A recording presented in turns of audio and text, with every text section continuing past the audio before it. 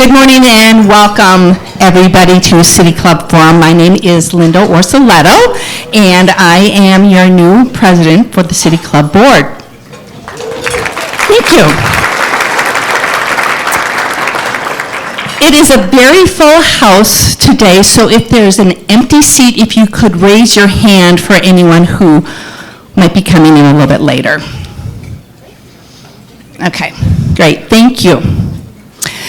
So I'm not new to City Club, but I am your new president, and just to be completely transparent about the board, so there have been some changes. So Erica McAlpine, who was your president previously, has decided to step down. She has a job with ODOT, and it is very stressful, and she's going to be moving to Salem, so she has stepped aside.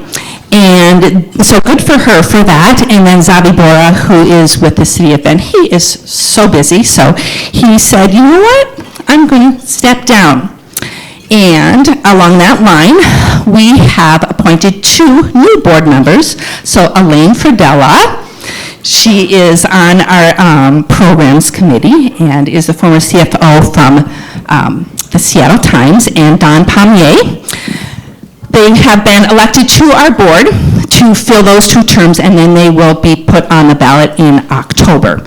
And we are looking for 2 other board members, so just putting that out there too. So if we'd all take a moment to thank Erica and Zavi for their service, and welcome Elaine and Don.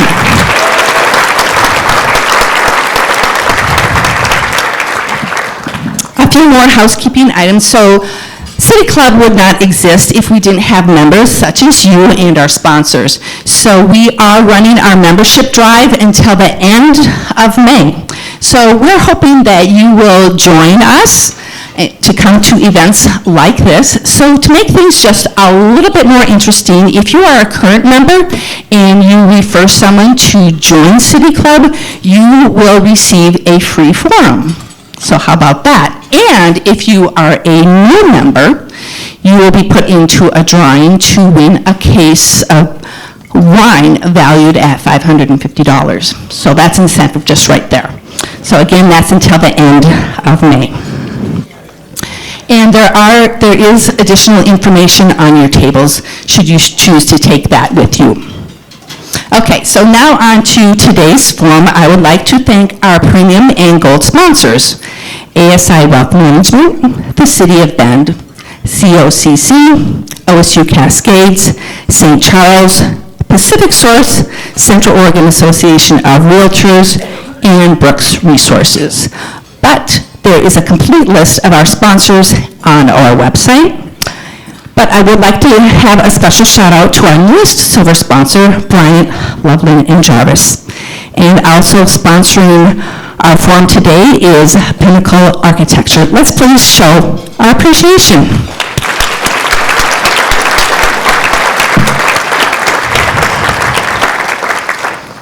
So to get us in the mindset for today's forum on houselessness, where there's no easy answer, I wanted to start things off with another quote, and this is from Angela Merkel, the former Chancellor of Germany. She said, "A good compromise is one where everybody makes a contribution." I'm going to say that again. A good compromise is where everybody makes a contribution. And so it all starts with a conversation and being open and listening to others' viewpoints.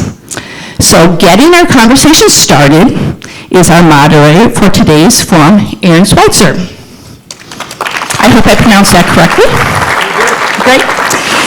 He is on our program committee, and he is the founder and publisher of The Source and president of Lay It Out Events. Welcome.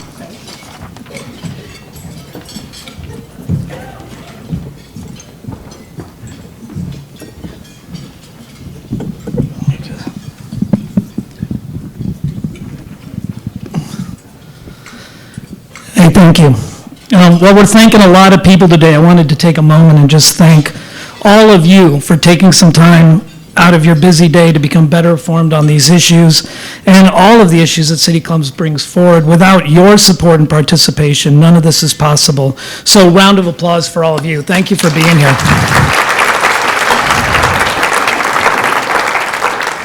Before we get started, I want to remind everyone that at the end of our program, at the back, we'll have a microphone for questions. So as this is going forward, write down your thoughts, get prepared, and we'll line up back there. Today, we're joined by two wonderful guests, Eliza Wilson and Tammy Bainey. Eliza is the Director of Runaway and Homeless Youth Programs at JBAR-J. Eliza's lived in Central Oregon since 2002. She has spent her career working with a variety of homeless service providers in Central Oregon and has been with JBAR-J since 2015. Eliza serves as chair of our region's Continuum of Care, as chair of the region's Coordinated Entry Committee, is a board member of the State of Oregon's Youth Experiencing Homelessness Advisory Group, and participates in various other boards and committees. And Tammy Bainey is the executive director of the Central Oregon Intergovernmental Council. She is a former Deschutes County Commissioner, Oregon Statesman of the Year from the Oregon Business Association, past chair of the Oregon Transportation Commission, has served on the Oregon Housing Stability Council, Oregon Habitat for Humanity, and FAN. COIC has been tasked with distributing funds from Executive Order 2302, which we're going to hear more about in a moment, to reduce unsheltered homelessness in Central Oregon. Let's welcome them to the stage.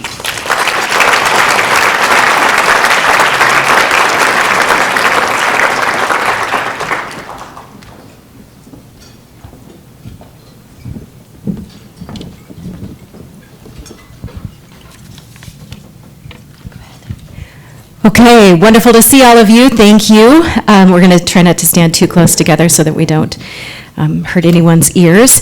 Today we're going to talk about homelessness, and we're going to talk about the hope behind that. And we're going to talk about building the curve, or bending the curve, and building a system. And so first we're going to talk a little bit about the point in time count. Some of you may have, oh, thank you. I'll do the same for you. We haven't practiced this yet, but here we are. So, the point in time count is called the PIT, and that is designated and mandated by HUD, and that is led by the Homeless Leadership Coalition, which is our continuum of care. And again, that is a designation by HUD and a federal designation, and so they really are when you hear the notation of continuum of care, that is the Homeless Leadership Coalition. The purpose is to help communities monitor the numbers of people experiencing homelessness, their demographics, potential causes, and how individuals are or are not accessing available resources. The point-in-time count numbers were recently released, and this is a graphic of those numbers here. It also shows a potential progression there, and that is what we're hoping to bend. And so it's important that we have this data point because it helps us apply for grants. It helps us to know what is actually going on in the community, and that's our region. It's also important to note that these numbers are increasing, yes, but we're doing a much better job of capturing the individuals and capturing the data. And so it's a double-edged sword of be careful what you wish for. You hope to do a great job at capturing the individuals that are experiencing homelessness, but sometimes that data can also show up in a way that seems really, really alarming. And we should be alarmed. If this number was 1, then we should probably have that as a consideration. And so in addition, this is also one day. It's a one-day event in January. And so some Januaries we have 2 feet of snow, and some Januaries we have 70-degree weather.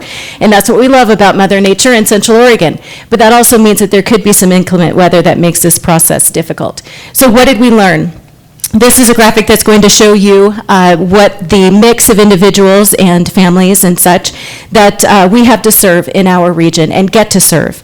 And so this is a breakdown of what was captured, and of those experiencing homelessness, 73% are unsheltered. And so I want to talk about the difference between sheltered would be you might be at Bethlehem Inn, you might be at Shepherd's House, you might be at the Redemption House. But if you are unsheltered, you might be living in an area where it's not meant for human habitation and abandoned buildings, outside camping, etc. So that distinction is big. We have a network of services that we need to build to make sure that individuals are, if they're experiencing homelessness, that we're getting them into the right parts of the system to be able to meet their needs. I also want to note that we often hear about the assumption that individuals are not from this community, they're not from our region, they're not from here. They're coming in because we've done such a great job of putting together a system of care. Well, this graphic actually wanting to let you know that, as you can see, that the majority of the individuals are actually not passing through, that they actually have been here for many years. And so that 44% of the individuals that were captured on that January 24th date are actually from Central Oregon and have been here for 20 years or more. So those are the individuals that you're likely maybe seeing at the grocery store. You might be seeing them working beside you in a call center, could be working next to you in some other professional setting. So how did we get here? I wish I had the answer and I could just say, and this is it, it's a silver bullet, and boom, we're done. But unfortunately, it's not that easy. There are many reasons that individuals fall into homelessness, and there are many reasons that our region has struggled. And I do want to just note that in the point-of-time count, talks about those surveyed, 15% that they state, 15% of those surveyed stated that they are unhoused due to a lack of work. Only 15% said that it was due to not being employed or needing a job. And 29% noted that it was the access to affordable housing as their primary reason. And so if you couple those things together, there were a variety of other illness, et cetera, but nearly 30% are saying that they were evicted, just priced out of the market. And so let's quickly look at what the state and region, what makes us a little bit unique as well. And first I want to note that some of this is just, the world according to Tammy. But we have some of the, if not the most strict land use laws in the United States. And that is a blessing and a curse. And so for many local governments, it's very difficult to expand an urban growth boundary. It's very difficult to meet some of those land use needs while you're experiencing significant growth. So let's talk about significant growth. So the graph that you will see on the left is the population growth from 2001 to 2021. And I wanted to use a 20-year time frame, because I also noting 20 years of 44% of those that are experiencing homelessness in our community have been here for 20 years or more. Our growth rate in, this is for Deschutes County, my apologies to Crook and Jefferson, easier to get the data for Deschutes, but 69.9% increase in population in that time. If you're operating a business and you're trying to manage that kind of growth, that's significant. And as a city or county or community trying to manage that growth, it's difficult as well.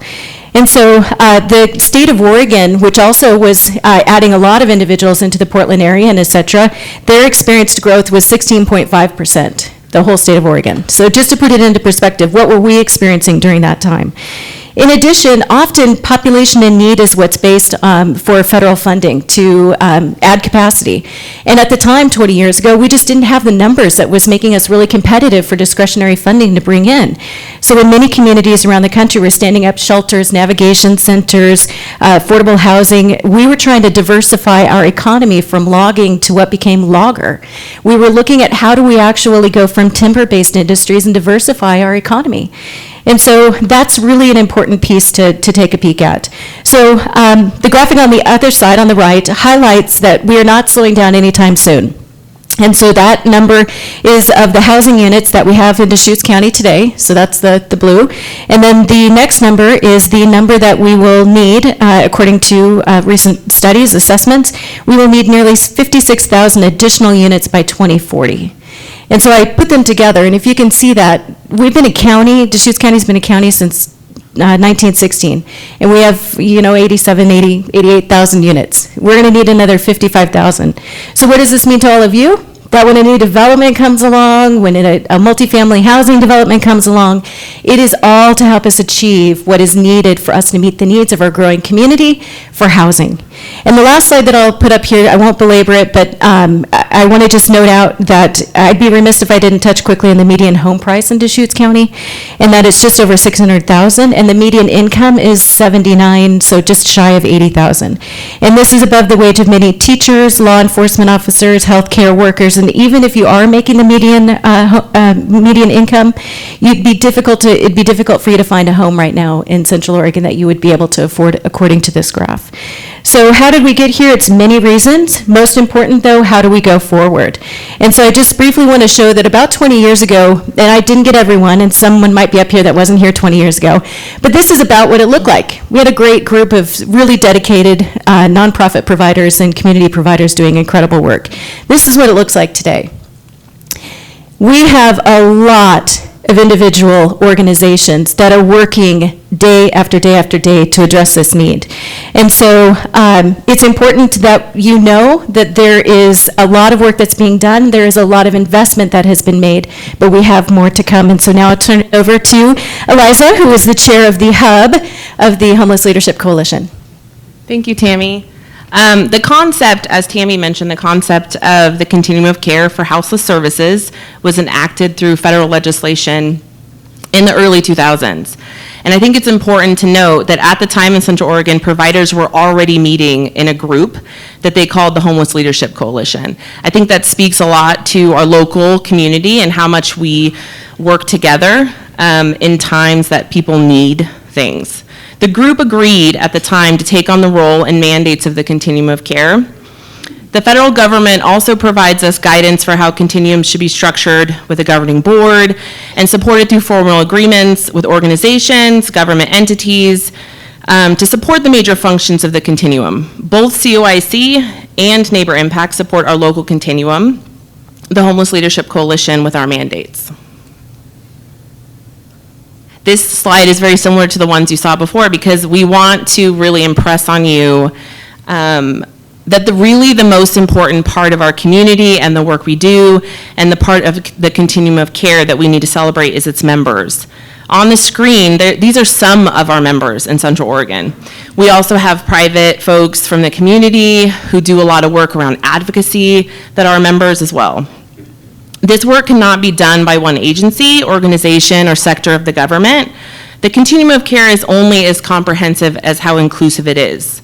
In Central Oregon, we have dozens of organizations who serve people experiencing houselessness and hundreds more who provide indirect services.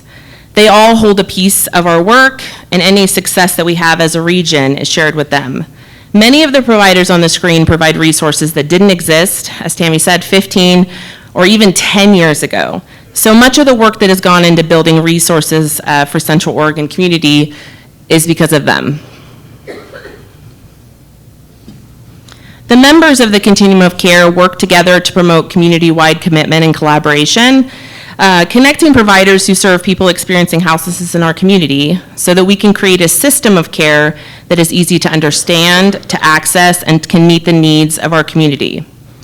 If we were able to provide the resources that people need, we can prevent homelessness from occurring when possible. And when it does occur, we can get people the level of services they need to move back into housing. Once housed, we can provide supportive services so people can remain in housing. I really like this graph because it shows the main interventions for a system of care that communities need to address this critical need. And as you see on the screen, resources are provided through an access point. This could be like a meal site, a call to one of our organizations, the self-sufficiency office, a doctor's office, and this is what we would call a no wrong door approach. And when people are referred to the intervention that meets their individual need, the arrow signifies a person moving from one intervention to another and ultimately into housing. Our current system does not have all of the interventions on this screen. It doesn't have all the interventions that are needed for people, and some of the interventions we do have, while our community partners do the best that they can, these interventions are underfunded and cannot address the level of need that exists in our community. This is why we have gaps in the system of care, and gaps that prevent us from being able to provide resources to people who have needs across all of these interventions. Because there are not enough resources to support everyone at this time in Central Oregon, like many communities around the country, we rely on service providers to prioritize what resources we do have for people who are most in need. And often we have to put people in resources that do not meet all of their needs. So next, let's talk about an opportunity that has come upon us in the Central Oregon region, and some of you may have read or heard about this, and it's the governor's executive order, and that's declaring a homelessness emergency in Central Oregon. Not just Bend, not just Deschutes County, it's the entire region. And so this declaration really allows us to be able to take one-time funding and invest that into our communities. And the executive order is dedicated to funding continuum of care organizations in regions that experience an increase in unsheltered homelessness of 50% 10% or more from 2017 to 2022. And so I want to thank our state delegation for supporting this funding. Central Oregon will receive, as some of you may have also heard about this, more than any other region in the state, but we will be receiving, and that's per person, $13.9 million to achieve the following. And yes, these are guided restrictions from the state. So we are to create 111 new shelter beds, and those are low barrier. And in addition to that, we will be, our target is to rehouse 161 unsheltered households. The funding, as I mentioned, is relatively restricted to those two areas, but we are hoping that if we have savings in that, we might be able to invest in some of the services that Eliza just mentioned.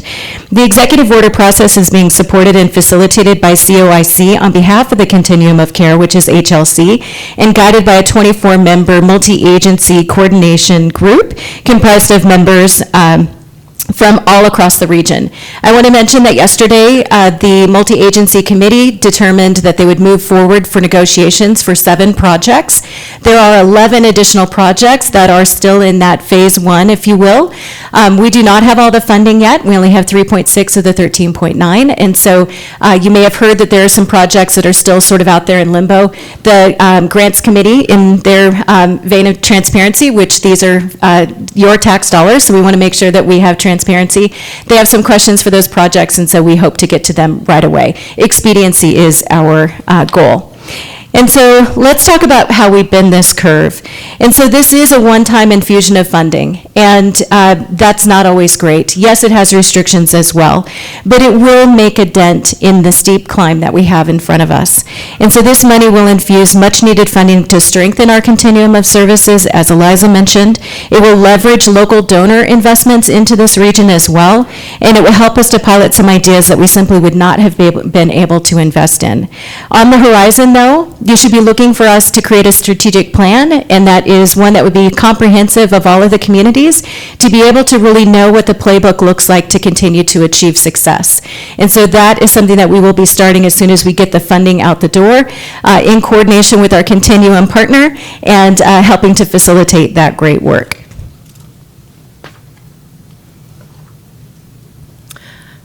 All of our organizations have unique missions, objectives in serving our neighbors across the region. And the Central Oregon Continuum of Care, here at the Continuum of Care, we strive really to work together as a community to break down silos and establish this unified team. Aligning our goals and objectives really creates shared accountability to grow a response to this urgent need. There is a need for further investment, and we're really thankful to the governor's office for that. But we need to continue in our community and in the Continuum of Care and its members to address the gaps. If you are a member of our community, then you see that people are suffering from the trauma of living unhoused. It's something that none of us don't notice. We all notice that it exists. We need your help to grow the system of care, and some of you are service providers, some of you are not, but I believe that there is a role for everyone in this work. Even if you're not a provider, there are ways that you can help. You can join the Homeless Leadership Coalition's membership and attend our meetings, hear updates about what's happening around the region. You can volunteer in one of our committees and be part of the team. You can donate your time or money to one of our members, or really any organization that's helping people in our community. And lastly, I think what we all need to strive for is curiosity. So educate yourself, your friends on this topic, and approaching this issue with empathy to seek out understanding of what's going on. We know how to end homelessness, and we are grateful to have all of you beside us as we bring hope to those in need. Thank you.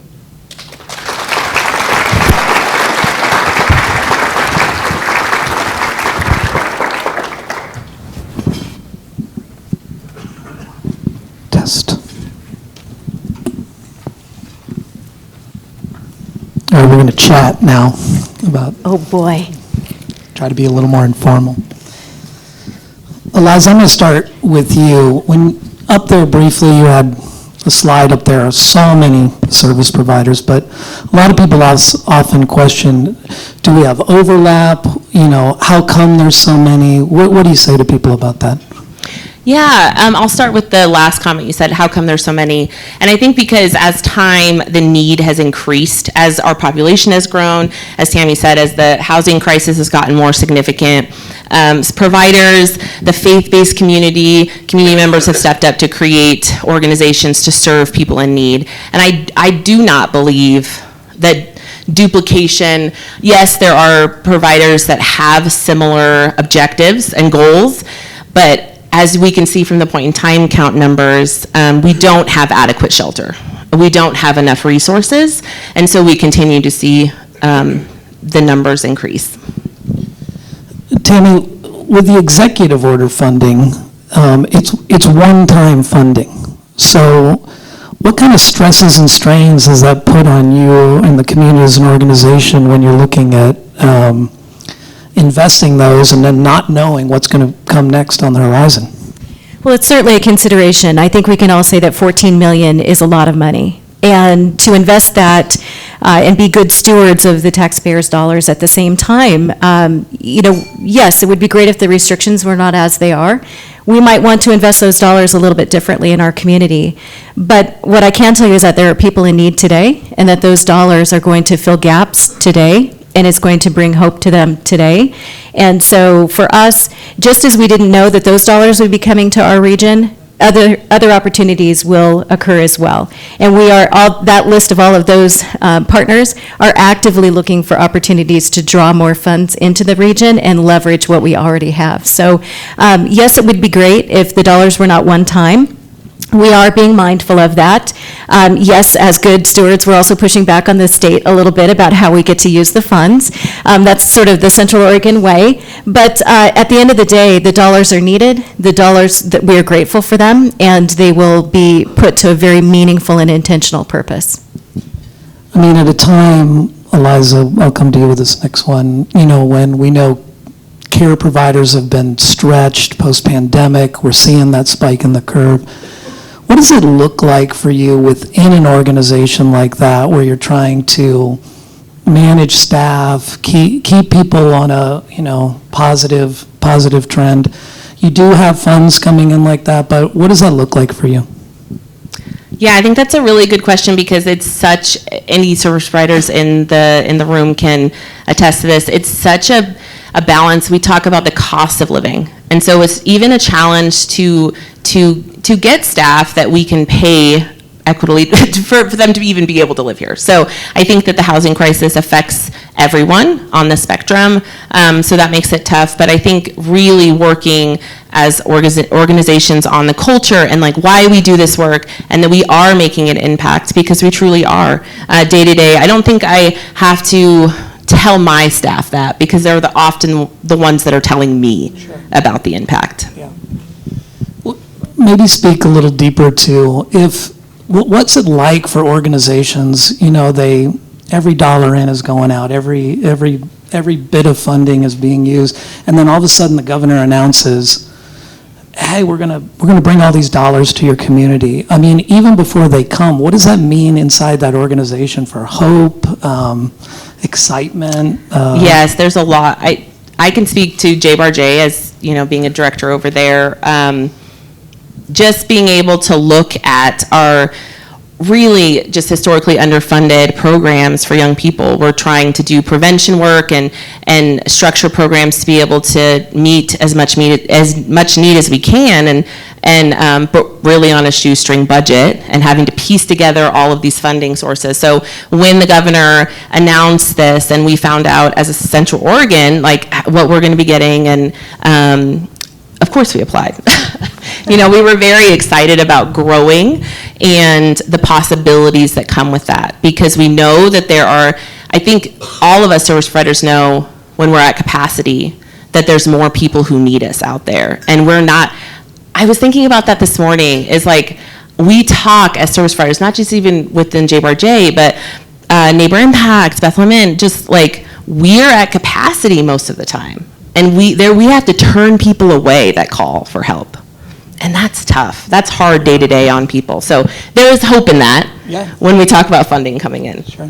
If I may, Yeah, the projects, this will bring the first dedicated shelter to Madras.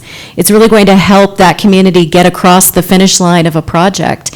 Some might say, well, can they really meet that objective? What I forgot to mention is that we have to spend all of the money by January 10th of 2024, not just obligate it. Those 111 new shelter beds have to be stood up, and the 161 households rehoused by January 10th of 2024. And so we immediately, as an organization, trying to, again, steward the funds as best we can, ask the simple question of, well, what happens on January 11th? And so we are working to be able to maybe front-load some leases, be able to front-load some of that so that there is additional funding beyond. And again, that goes to our region being able to leverage themselves together collectively to be able to put together additional funding that they already have to really braid things to make a project go forward. The hope that our organizations and our nonprofit network is sitting on is it's like magic. It's amazing what can happen with just investment because they know what needs to be done. Well, and you mentioned, and we haven't seen it, but you've got 7 that approved, you've got 11 that are coming.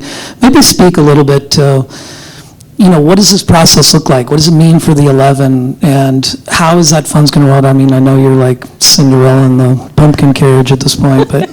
So. Sure.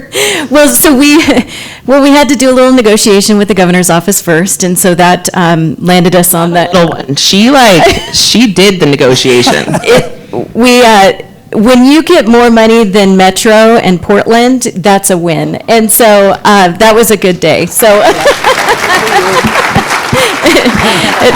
That never happens. Well, and we are just we're going to put good use to the money. So we put together, COIC is the Region's Council of Governments. We are sort of the engine behind trying to make sure that things get done, and shout out to the team here. Our job is to make sure that there's transparency, there's accountability, and that there's good tracking, and that we're meeting the goals. And so we put together the 24-member MAC group, and I want to say thank you to Chris Ogren, who's here, I think, as well, who's been partner in crime, yes. Thank you to Chris.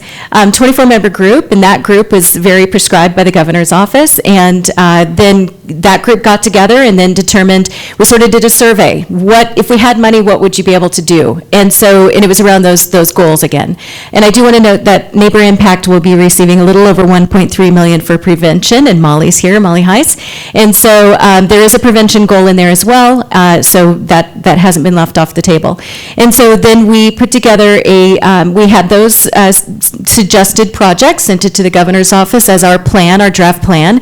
The governor touted it, loved it so much that she said that was our plan, and so we thought, well, we better make good with the plan. And so we then put together an application process, put together a small grants committee so that we had others that are not applying for funds actually review the applications.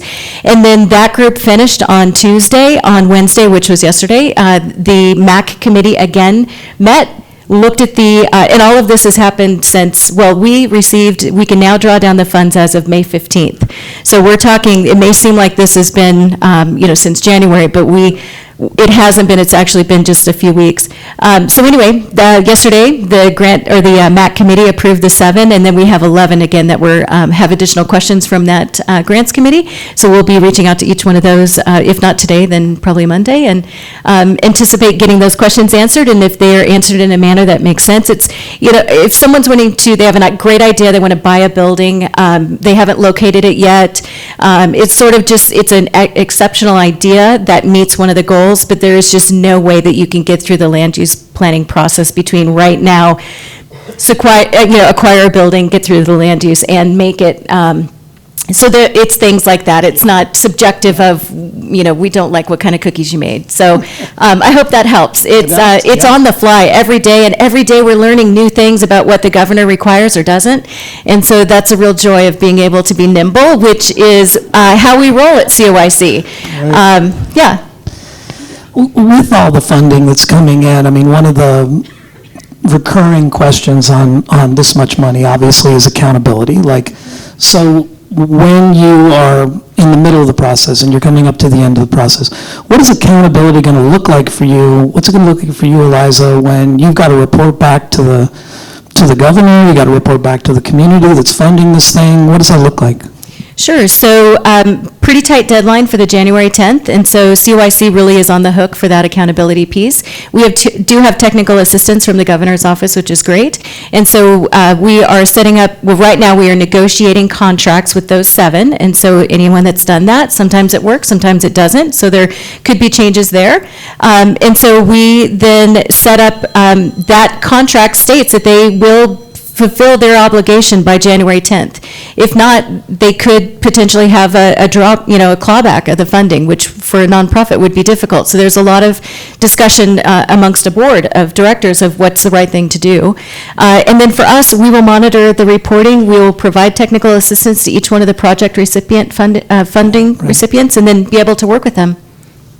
And I think from a provider standpoint, I've been part of the MAC process, but as a provider, I think that's been very clear what the goals are in every application and all of the communication from COIC, that we are working with this timeline, there are these goals, and that is what we're striving for. Great. Well, at this point, we're going to invite another guest up here to speak. We're honored to have Dr. Josh Ryer, a family care doctor with Mosaic Community Health and their mobile clinic here. Following today's forum, Mosaic's mobile clinic will be out front and providing tours for anyone wanting to learn more about this important resource. Dr. Ryer, why don't you come on up to the stage?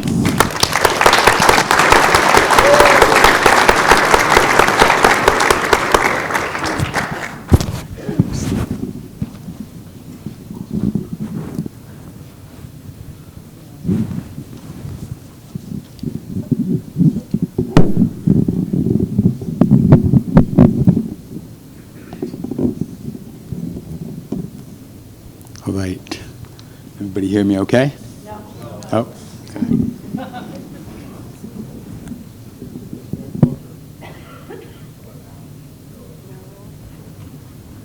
Maybe it's not on. No. No. Okay. Greetings, everyone. Thank you so much for the opportunity to be here today. I've met some of you previously at the December meeting when we first discussed the issue of houselessness together. Can you speak closer to the mic? Yes, of course. I returned home from that event both inspired and hopeful.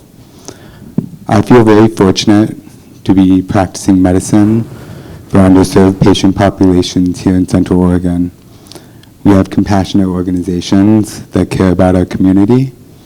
They recognize that we're all human beings who wish to be free of suffering. All of us showing up today, we're allowing ourselves to be vulnerable and authentic. And this is the space where the seeds of compassion grow.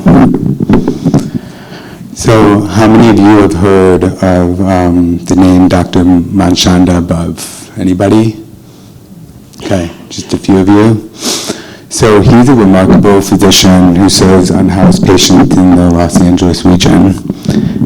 Why treat people only to send them back to the conditions that made them sick in the first place? Think about that. He pioneered the idea of the 5 social determinants of health, which is on the next slide. These are the root causes of illness. The lack of these 5 things listed above make people sick. This includes education access, healthcare access, safe neighborhoods and environments, social and community networks, economic stability. Our unhoused patients often have none of these. Additionally, the majority of these patients also suffer from multiple adverse childhood events, such as separation from parents with addiction and mental illness, sexual, emotional, physical abuse, often from someone close to them. Furthermore, there is no modeling of resilience behaviors or healthy coping mechanisms. Imagine that. Would you be set up to succeed in life? Absolutely not. These all contribute to the perpetual cycle of addiction, poverty, and suffering.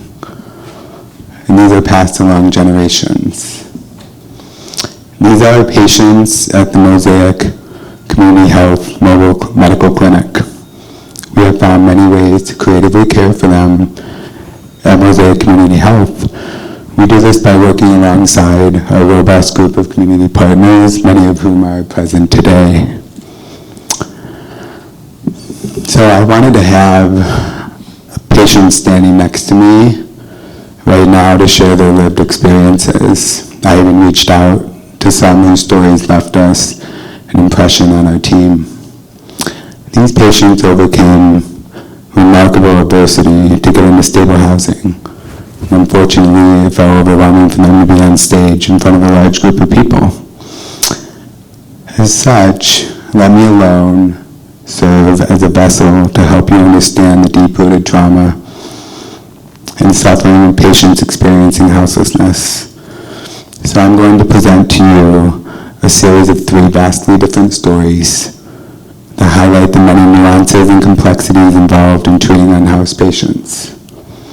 My goal is to challenge each of you to approach this problem through a different lens as we tackle houselessness in Central Oregon together. Now, none of these are actual patient names, but they're true patient stories. So, the first one is right time, right place, the story of the Joneses. This is a success story on paper. Mr. Jones, a 64-year-old male who was a mill worker for 23 years. He lost his job in the economic downturn in 2010. Subsequently, he and Mrs. Jones lost their home as he could not find any work or job or training opportunities. They could not afford healthy food and they developed chronic medical conditions. Eventually, Mr. Jones noticed by happenstance a mobile medical clinic a short distance away from the makeshift camp. He initially went to the clinic to seek help for his wife's foot ulcers from diabetes and hypothermia, but then he got himself evaluated and he realized he needed urgent intervention from non-controlled irregular heart rhythm. Additionally, our Mosaic team members quickly helped him sign up for the Oregon Health Plan so they would not face serious debt from significant healthcare bills. Once medically stabilized, the mobile clinic partnered with other community organizations such as REACH, Deschutes County, Fuse, and Coville, many of those listed in the previous presentation, and they were able to secure a permanent housing situation in an apartment where they do continue to live this day. Right place, right time. This is an ideal scenario and a great example of how we can effectively strategize in the future. But unfortunately, it is uncommon. This brings me to my second story, where housing is just one piece of the puzzle. This is a much more common story of perpetual struggle. We're going to call this patient Mr. Miller.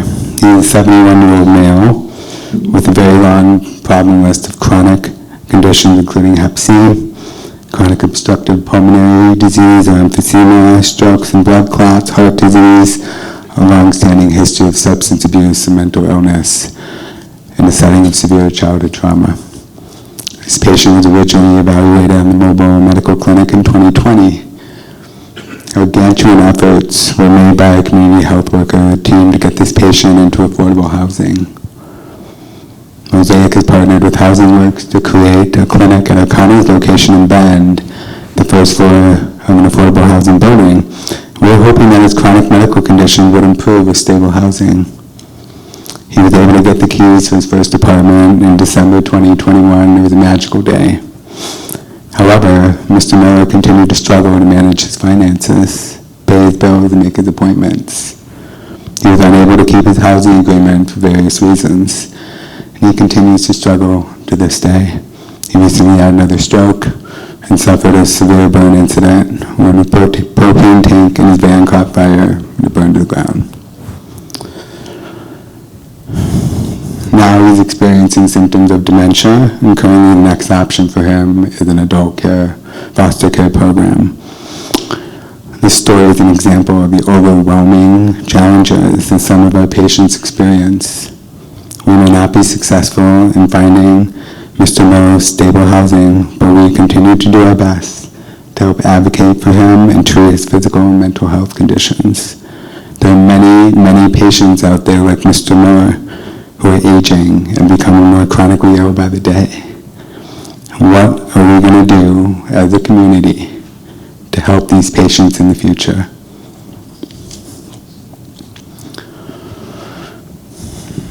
This brings me to my third story, which I find is the most consistent pattern of success.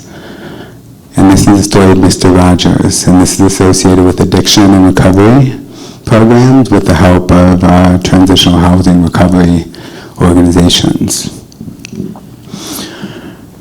So Mr. Rogers, 27-year-old unhoused male who I met at the mobile medical clinic in 2019.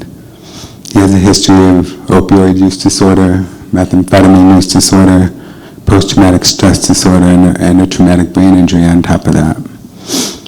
He presented with a severe and potentially life-threatening systemic infection related to intravenous drug use. Despite my pleas, he declined to go to the hospital because he experienced trauma and judgment during his last stay there.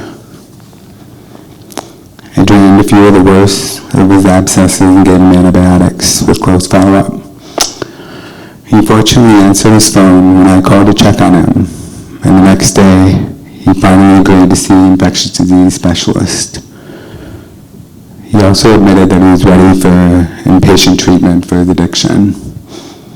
Our nurses and community health workers helped facilitate this, and we got him into a program at Best Care. I promised I would see him when he completed treatment. We arranged for him to enter the Clean Slate program in collaboration with the Deschutes County Police Department and the DA's office. It's a pretrial diversion set up by the courts to help patients with minor drug charges enter addiction treatment. This empowers patients with an opportunity to avoid felony charges. Felony charges, of course, will create further barriers to housing and employment. Mr. Rogers showed up, and he still shows up. He's currently at a transitional housing recovery program with 2 years of sobriety. He works full-time, trying to save money to get his own apartment. He's doing great, and I am very proud of him. So I know I only have 10 minutes, but you can see I could talk about these stories for 10 days. I've spent the past few weeks vacillating over what patient to tell you about because they're all interesting people with unique stories. They have incredibly complex health conditions, so we cannot generalize, we cannot judge. So these patients challenge us to rethink the term success. What does success mean to you? And what does it mean to the human being in front of us on the mobile medical clinic? What is important to them? What are their goals? What are their values? It's often very different than what success means to us. For example, success may be simply a patient with decades of alcoholism celebrating a week of sobriety. It could be a patient with dementia who has found a temporary home at a low barrier shelter so he doesn't get lost wandering in the streets at night in the cold.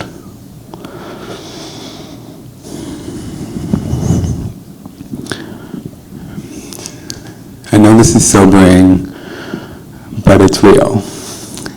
And I'd like to conclude by recognizing the passion and the dedication of our team, members who consistently go above and beyond every day for our patients. They listen, they empower, they advocate, they love, and they heal. So I want to give special thanks to Carrie Gillette, our fearless primary provider in the mobile clinic, Kaylee Tracy Sadahiro, our mobile outreach coordinator, who's the glue that connects us to our community partners. Our angels, our community health workers, who are living embodiment of the Mosaic mission. And finally, our incredible executive team who's present today. With their progressive vision and leadership, I wake up every morning to do this work, knowing that I have a team alongside me with the tools to truly make a difference in patients' lives, to help them heal and reduce their suffering, even if it's just for a day, an hour, or a moment. Thanks.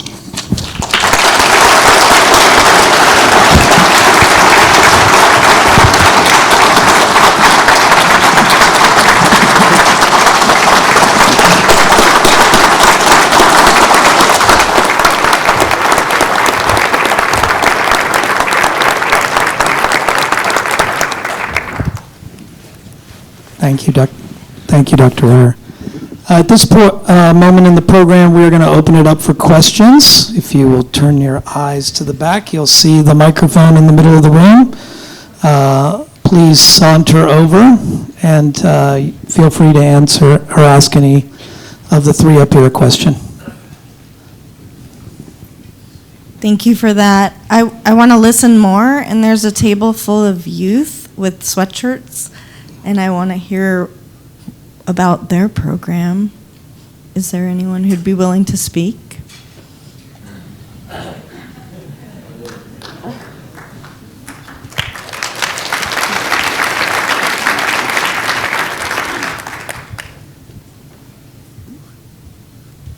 All right, you guys will have to excuse me. I didn't think I was going to talk in front of a crowd today.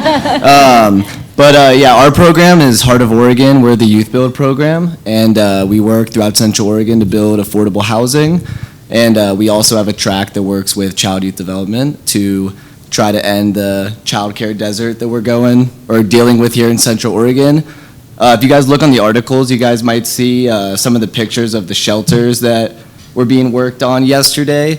Our construction students helped build some of those housing units that are, I believe, down in South Bend. I'm just a classroom teacher, so I don't know all the details about the specific projects, but on top of that as well, we're working on building affordable housing units with Habitat for Humanity out in Sisters. We're currently working on, I believe, 3 duplexes and helping with some other ones that are also being mostly tackled by Habitat for Humanity, but we're responsible for one of those homes.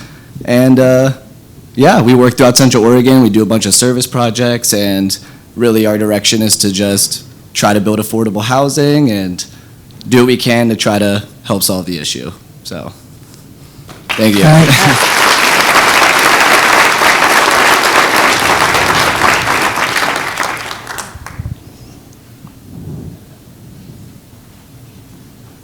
So I'm Jim Lucier, and I was in the Air Force quite a few years ago, but we had an issue with how we do health care in the Air Force.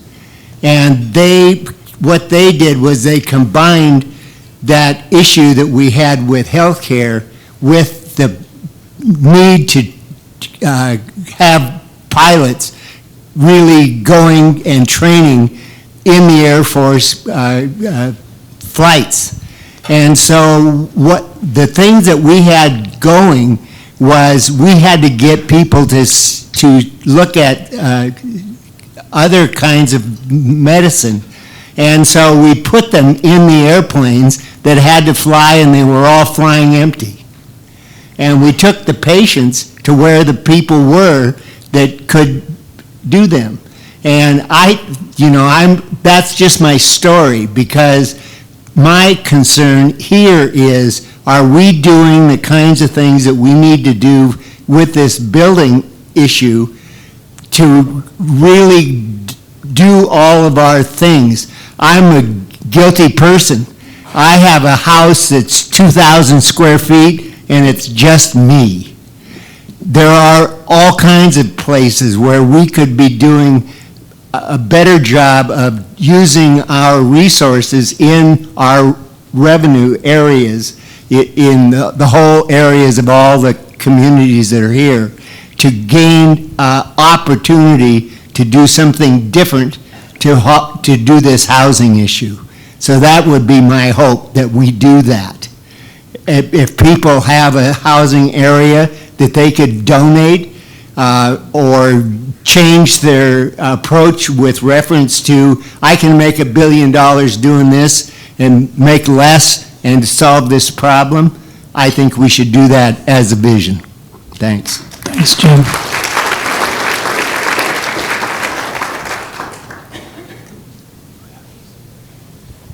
I would note that we do have some programs that will support landlords if they're concerned about a property that may be, what if it got destroyed? How would I cover that? It really not only helps with some of the myths that it might mean, but also actually can provide an account that you would draw upon if something were to occur to really facilitate what Jim was talking about in being able to maybe use properties that you have. My name is Norman Moody, and I want to thank the panel. It gave me a lot of hope and clarity as to what Bend is doing. The one question I have, I've spent some time now on the East Coast. There was only one tent in Washington, D.C. that I saw. It seems like there's a distribution problem between Washington, Oregon, and California. Is that a problem? That's what the question is. Continuum funding, I don't know. Or, okay, that's okay. You mean a distribution problem with funding? Well, I think, no, not that. numbers. Because there is that. I guess the thing is that it. You mean the amount of people experiencing homelessness outside unsheltered? Right, I think people can live on the sidewalk here legally.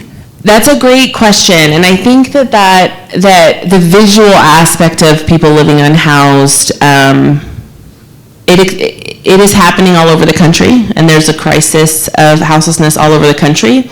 I think the difference is, you kind of hit the nail on the head with that one, where some places don't allow people to stay on certain streets, and so I think Ben just passed a code about that, about how that people have to move the camp if they're there for like 24 hours and they have to move to a different location. And we won't really get into that. I have lots of opinions about that. But so I think that's why maybe you aren't seeing as many. A lot of cities have done that.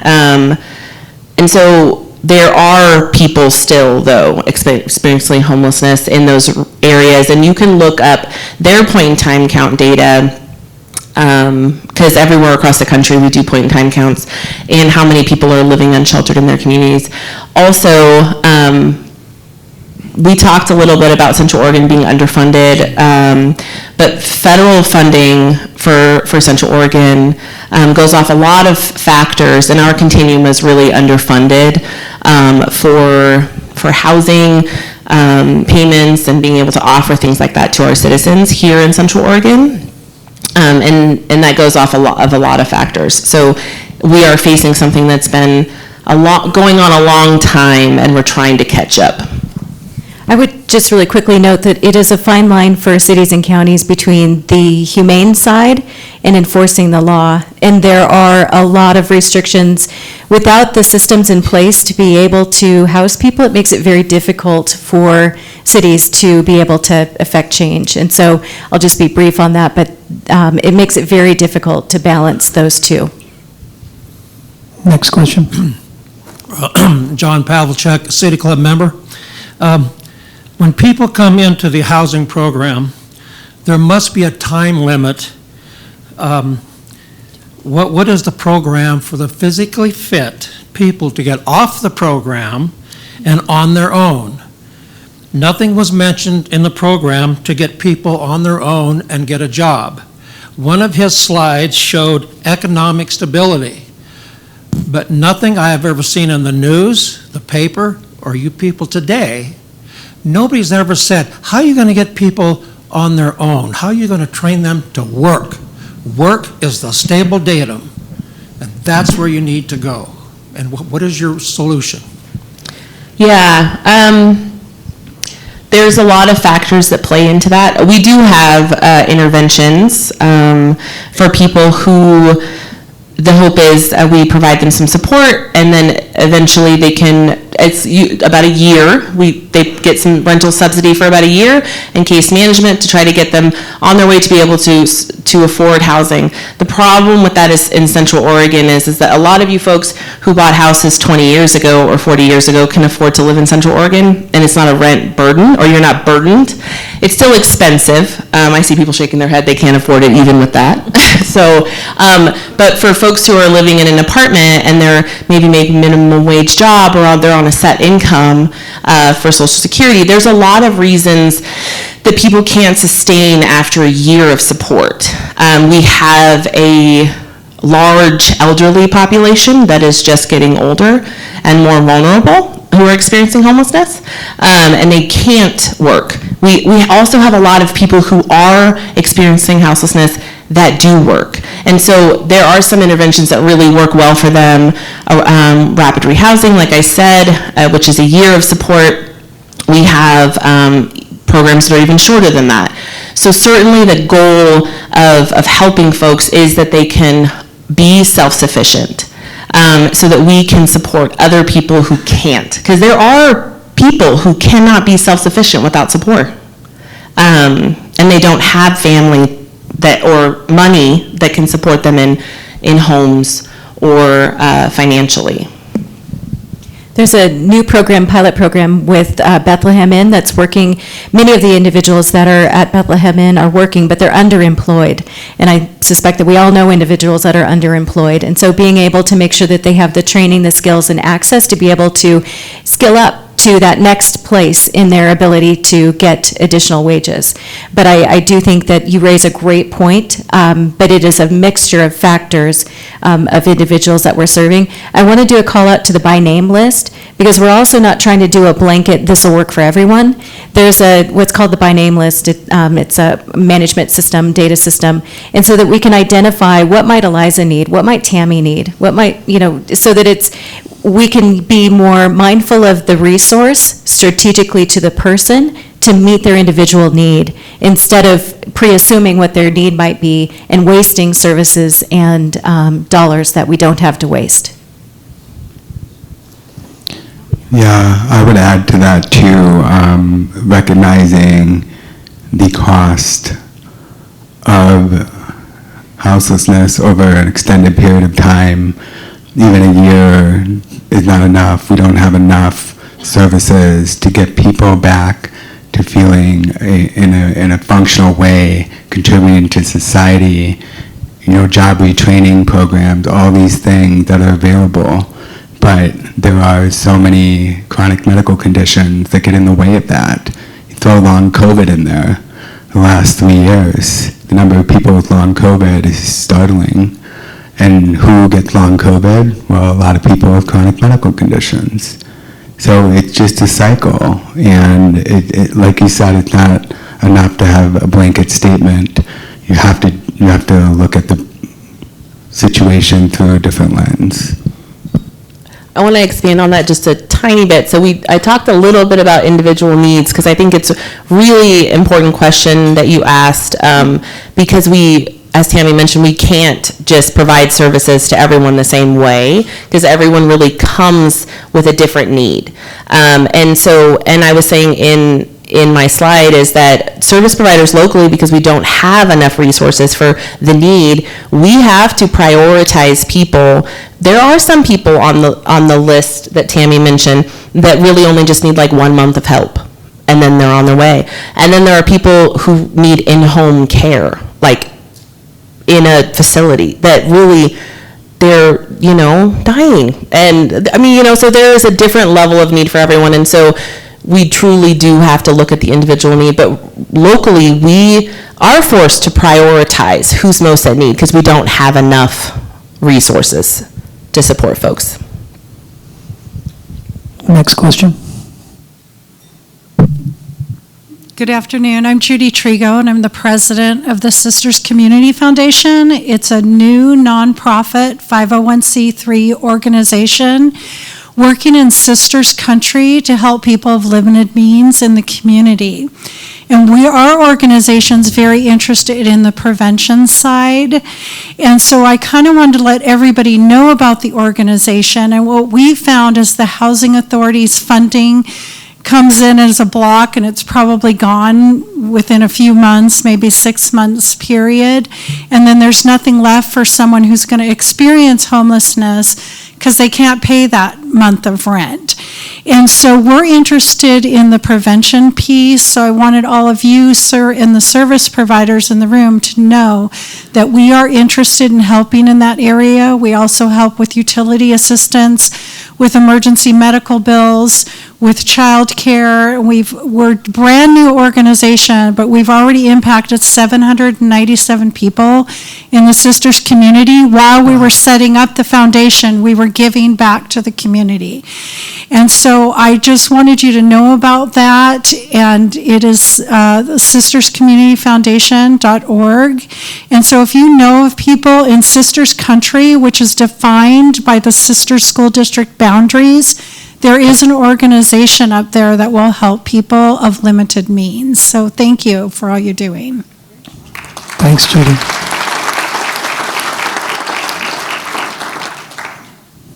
Next question. Yeah, I'm aware that a few years ago, Bend was the recipient of a pilot state bill that gave us supposedly a short-circuited way to develop some property for affordable housing. And it's, I know it was selected to be out on Highway 20 east of town. And I'm a land use chair for one of our neighborhood associations, and I get notifications periodically of community events and neighborhood, the process that's developing.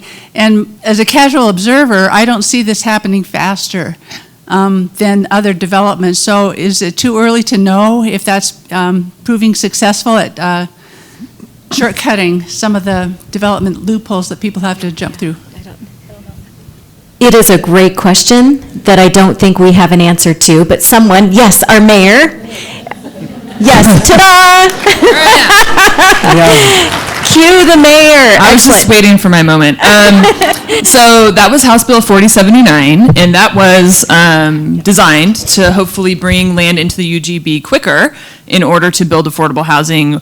And it was designed to do that with a market rate developer and hopefully without subsidy. What the program found over the years, there was an initial developer that found that they couldn't make it work. And then Hayden Homes stepped up to move the project forward. They still do require some subsidy, and it did take longer than we wanted. So I think we're learning from that pilot project about if we're going to try new ideas to get land in to build affordable housing, how do we do that in a way that's actually quicker? And this one, it went maybe faster than a normal process, but still not quick enough. So we are excited that we did approve that. It's moving forward. It's being built. But I think we can learn from it about how to do better in the future.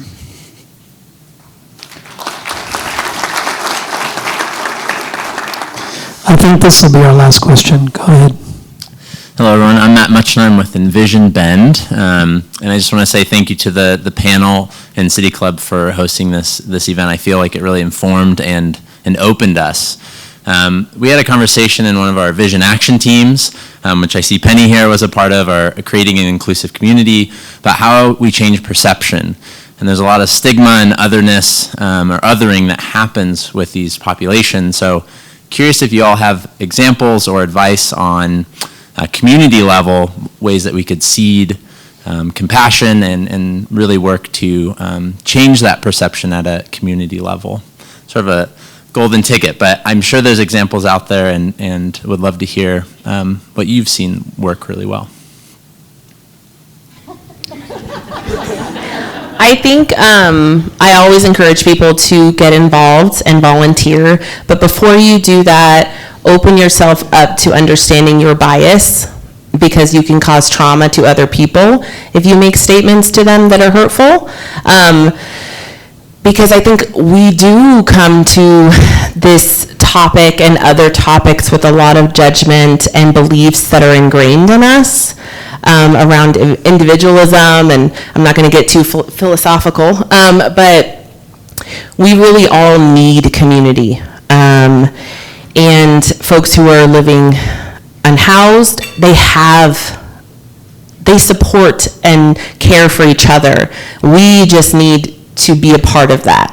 And I think, so definitely getting involved, educating yourself, talking to people about this, talking to someone who's experienced it themselves, I think can be really powerful. How that happened. I work in youth work and with youth who are experiencing houselessness, and I experienced houselessness as a youth in Central Oregon for 3 years, here, before that too. And I think, but I got the interventions and support I needed. So definitely seek out understanding without your judgments, because every individual experience is different. And so sure, there may be people who, could do different things, or we feel like there's a judgment that we could make about their situation. They could have done this better, or this.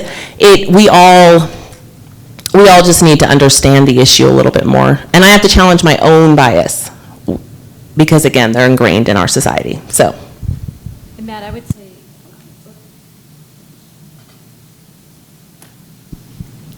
would say that it starts with us, and as cliche as that sounds, but if we dispel the myth each time we hear it, then we start to affect that change.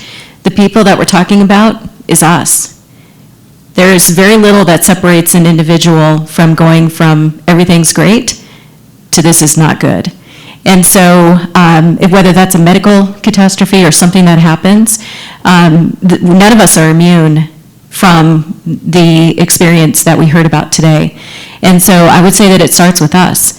And I also would be remiss if I didn't say that the head is connected to the rest of the body, and so we have to normalize mental health. Our health includes the whole thing. And so we shouldn't be fearful of talking about needs for people, because I could probably tell you about a cancer scare, but you don't want to hear about a bad day. So until we also reconcile that, I think we have some work to do, but I think it starts with all of us. Thank you. Hey, thanks everybody for the discussion today. I'd like to now turn it over to Kim Gammon, our Executive Director, for closing remarks.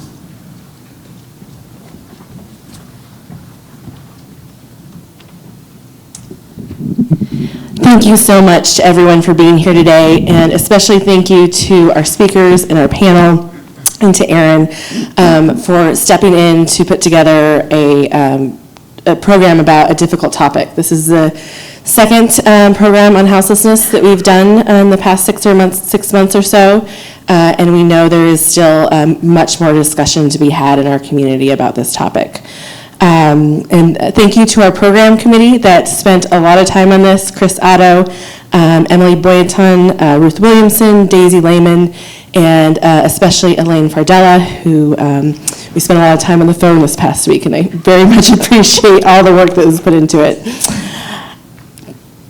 Our next program is Thursday, June 15th, and it's Open Spaces and Open Houses, the Trade-Offs in Oregon's Land Use System. And this will touch on some of the topics that we got into today within our land use system, and the values and trade-offs that we have in it.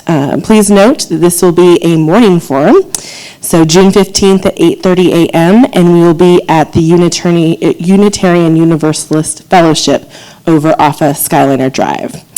As you leave today, there should be two vehicles parked out in front in the breezeway: the Shepherd's House Share Van and the Mosaic's Medical Clinic. Thank you so much for coming down today and showing you those services that are being provided in the community, and the opportunity to talk to those providers and tour those vehicles.